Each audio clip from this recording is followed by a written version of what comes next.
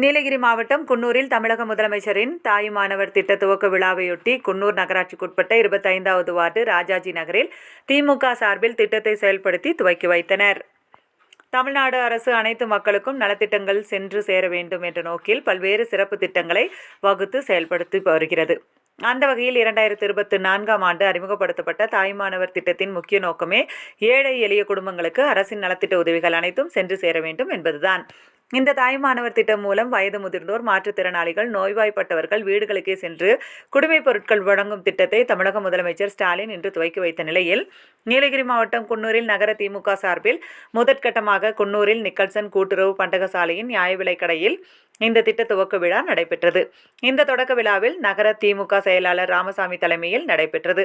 அதிகாரி யோகேஷ் முன்னிலையிலும் குன்னூர் நகரமன்ற தலைவர் சுசீலா, துணைத் தலைவர் வாசிம் ராஜா, பொதுக்குழு உறுப்பினர் சதகத்துல்லா, நகரமன்ற உறுப்பினர்கள் ஜாகீர், மன்சூர், தாஸ், ராஜேந்திரன், கட்சி நிர்வாகிகளான சாதிக் உட்பட பலர் இந்த பொருட்கள் வழங்கும் நிகழ்ச்சியில் கலந்து கொண்டனர். இதில் சிறப்பான முறையில் 5 பொருட்கள் வழங்கப்பட்டது.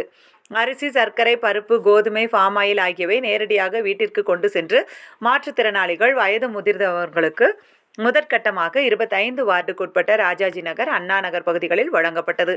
தொடர்ந்து இத்திட்டம் குன்னூரில் உள்ள அனைத்து பகுதிகளிலும் செயல்பட உள்ளது.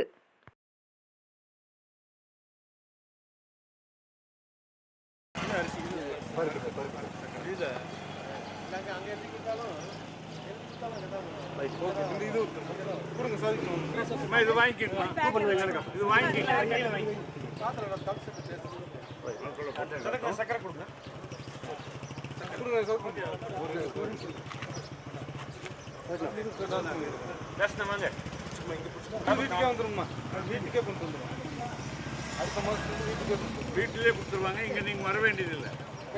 ரமேஷ் நாயுடு யாராவது வீட்டுக்கு டெலிவரி